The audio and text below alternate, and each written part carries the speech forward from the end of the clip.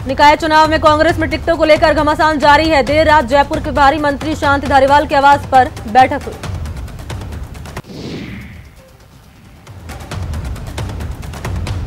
बैठक में टिकटों को लेकर ज्योति खंडेलवाल और शांति धारीवाल के बीच बहस हो गई। विधायकों की मर्जी से टिकट देने पर ज्योति खंडेलवाल ने सवाल उठाए। कांग्रेस में नगर निगम चुनाव के पार्षद टिकट वितरण के मामले को लेकर विरोध तेज हो गया। पार्षद टिकट वितरण में हारे हुए विधायक उम्मीदवारों की राय को तरजीह देने पर नेताओं का एक धड़ा विरोध जता रहा है। नगर निगम चुनाव को लेकर कांग्रेस में टिकट वितरण से पहले ही नाराजगी के सुर उठने लगे हैं। जयपुर में पूर्व प्रदेश महासचिव गिरिराज गर्ग समर्थकों के साथ धरने पर बैठ गए। निकाय चुनाव में टिकट को लेकर बीजेपी में मंथन जारी है। अधिकांश सीट पर बनी सहमति, कुछ सीटों पर आज भी होगी चर्चा। निकाय चुनाव में निर्वाचन आयोग की लापरवाही देखने को मिली। राष्ट्रीय लोकतांत्रिक पार्टी के चुनाव चिन्ह बोतल को फ्री सिंबल कर दिया गया। पार्टी की ओर से सख्त ऐतराज जताने पर निर्वाचन आयोग ने फ्री सिंबल से हटा लिया। शनिवार को ही महापंचायत के बाद सभी गुर्जर नेताओं से घर लौटने की बात कही गई। अब 1 नवंबर को फिर से महापंचायत बुलाई गई। गुर्जर नेताओं की तरफ से कहा गया कि अगर उनकी मांगों को नहीं माना गया तो फिर से सड़क पर प्रदर्शन, रेल रोकने का काम किया जाएगा। गुर्जर आरक्षण संघर्ष समिति के भरतपुर के अड्डा गांव में महापंचायत हुई। 1 घंटे के भीतर ही महापंचायत खत्म हो गई। महापंचायत को 2 धड़ों में बटी हुई नजर आई। एक धड़ा ये चाहता था कि अभी आंदोलन का निर्णय टाल दिया जाए, वहीं दूसरा धड़ा आंदोलन शुरू करना चाहता था। महापंचायत में 20,000 लोगों के आने का अनुमान था। इनमें 80 गांव के लोगों को बुलाया गया था, लेकिन महापंचायत में करीब 5,000 लोग ही पहुंचे। गुर्जर महापड़ाव को लेकर बीजेपी ने राज्य सरकार पर निशाना साधा। बीजेपी प्रदेश अध्यक्ष सतीश पूनिया ने कहा कि इस समस्या को कांग्रेस पार्टी और मुख्यमंत्री ने उलझाया है। वो हमेशा आश्वासन देते रहे, लेकिन किया कुछ नहीं और उसका नतीजा हुआ कि फिर से गुर्जर सड़कों पर है। पीसीसी चीफ गोविंद सिंह डोटासरा का कहना है कि गुर्जर समाज को बीजेपी ने मुगालते में रखा। केंद्र में सरकार होने के बावजूद बीजेपी ने गुर्जर समाज को आरक्षण नहीं दिया।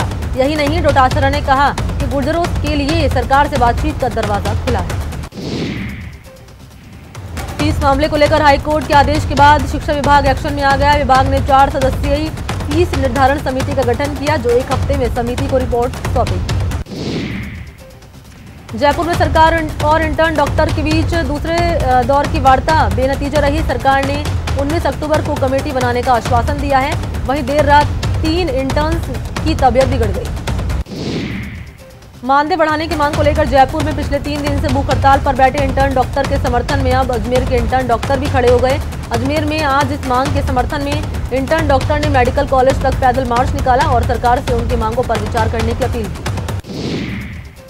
केंद्रीय गृह मंत्री अमित शाह ने साफ तौर पर कहा कि नीतीश कुमार ही बिहार के मुख्यमंत्री होंगे। न्यूज 18 से बातचीत में उन्होंने सभी तरह के कयासों पर विराम लगाते हुए कहा कि जब से नीतीश कुमार के साथ हमारी सरकार बनी है। अमित शाह ने कहा कि विपक्ष कृषि बिल पर देश को भड़का रहा है। विपक्ष ये जहर फैला रहा है कि मंडियां बंद हो जाएंगी। मंडियां बंद होंगी ही नहीं, एमएसपी बंद करने की कोई बात तो है ही नहीं। कांग्रेस नेता पी चिदम्बरम की अनुच्छेद 370 को फिर से लागू किए जाने की टिप्पणी पर शाह ने कहा कि पार्टी के अंतरिम अध्यक्ष सोनिया गांधी और राहुल को इस मुद्दे पर अपना पक्ष स्पष्ट करना चाहिए। शाह ने यह भी कहा कि केंद्र शासित प्रदेश का राज्य का विशेष दर्जा वापस करने के वादे का कोई सवाल नहीं उठता।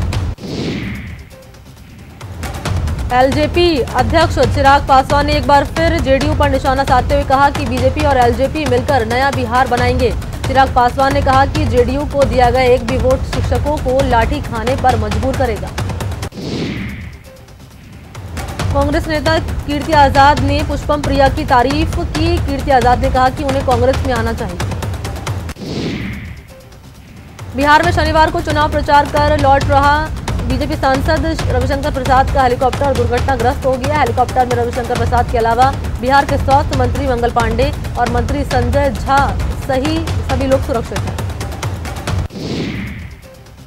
बलिया गोलीकांड के मुख्य आरोपी धीरेन्द्र प्रताप सिंह अब तक फरार है।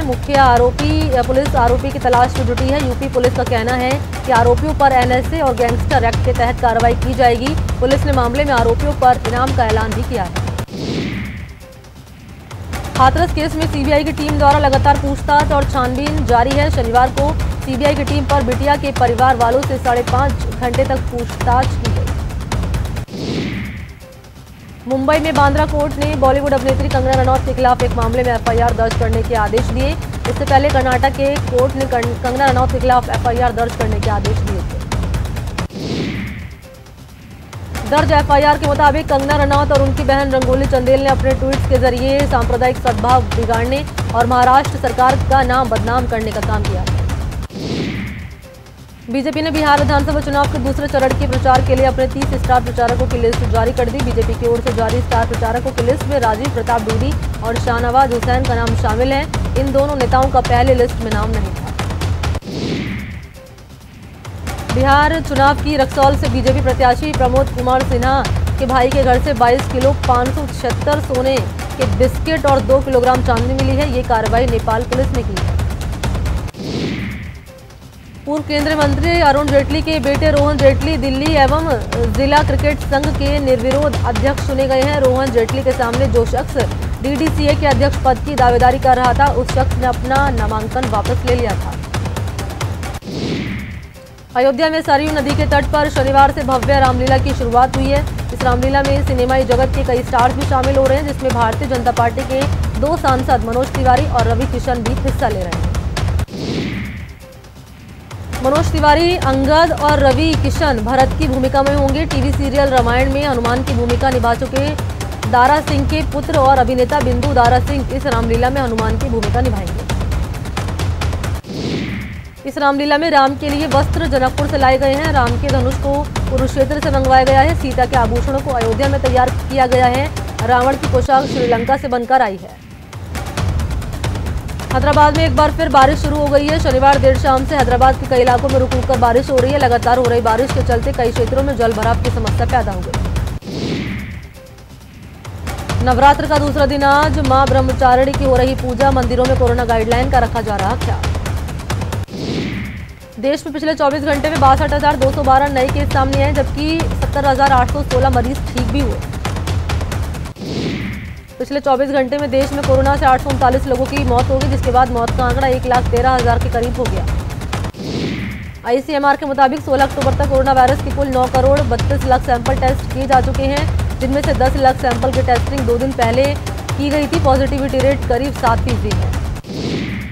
कोरोना महामारी से निजात पाने के लिए भारत समेत कई देशों में वैक्सीन की खोज का काम जारी है। भारत में 3 वैक्सीन की खोज का काम एडवांस स्तर पर चल रहा है, जिनमें से 2 दूसरे चरण में है और 1 तीसरे चरण में है।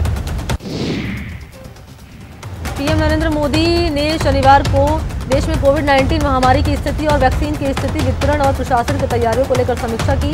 पीएम ने बैठक में अधिकारियों से कहा कि कोरोना वैक्सीन के वितरण को लेकर ऐसी व्यवस्था बनानी चाहिए जिससे जल्दी से जल्दी पूरे देश में कोरोना वैक्सीन पहुंच सके। मरुधरा में कोरोना का कहर जारी है। प्रदेश में बीते 24 घंटे में कोरोना के 1,992 केस सामने आए। इसके साथ ही पॉजिटिव का आंकड़ा 1,71,000 के पार हो गया है। प्रदेश में कोरोना से पिछले 24 घंटे में 12 लोगों की मौत होगी, जिसके बाद कुल मौत का आंकड़ा 1,735 पर पहुंच गया। श्रीगंगानगर जिले में कोरोना के 56 नए केस सामने आए और इस तरह जिले में कोरोना संक्रमित की संख्या बढ़कर 2,464 हो गई। वहीं श्रीगंगानगर जिले में अब तक 21 कोरोना संक्रमित अपनी जान गंवा चुके हैं। कोटा में कोरोना मरीज का आंकड़ा 10,000 के पार पहुंच चुका है, जबकि जिले में कोरोना से मौत का आंकड़ा 111 तक पहुंच चुका है। कोटा में कोरोना को मात देकर लौटे सीए ने प्लाज्मा डोनेट कर मिसाल कायम की। जिले में अब प्लाज्मा डोनेट का आंकड़ा 250 के पास पहुंच चुका है। दौसा के महवा विधायक ओम प्रकाश हुड्डा पर कोरोना गाइडलाइन के उल्लंघन का आरोप लगा है। 15 अक्टूबर को उनकी रिपोर्ट पॉजिटिव आई थी। इनका पूरा परिवार भी कोरोना पॉजिटिव आया है। इसके बावजूद भी नेताजी भीड़ में पहुंच गए। टोंक जिले में चिकित्सा विभाग की बड़ी लापरवाही सामने आई, जहां चिकित्सा विभाग ने मलेरिया और डेंगू मच्छर की लार्वा को मारे जाने के लिए रसायन के बदले आशा सहयोगिनियों को ऐसा रसायन दे दिया जिससे 2 आशा सहयोगिनियां पूरी तरह से झुलस गई। उदयपुर में कांग्रेस कार्यकर्ताओं ने शहर में मास्क बांटे और लोगों को मास्क लगाने के लिए जागरूक किया। जयपुर में कोरोना के खिलाफ जन आंदोलन अभियान के तहत नगर निगम ग्रेटर के कमिश्नर दिनेश यादव ने जवाहर सर्किल पर लोगों को जागरूक किया। उन्होंने लोगों को कोरोना से बचाव के लिए मास्क की अहमियत बताई और मास्क भी बांटे। पाली के वाली उपखंड अधिकारी श्रीनिधि बीटी के नेतृत्व में जागरूकता रैली निकाली गई। इस दौरान जगह जगह लोगों को मास्क भी बांटे गए। बीकानेर में हारेगा कोरोना, जीतेगा बीकानेर अभियान की शुरुआत की गई। कार्यक्रम के दौरान जिला प्रशासन की ओर से घर घर जाकर लोगों को कोरोना जागरूकता के स्टिकर चस्पा किए।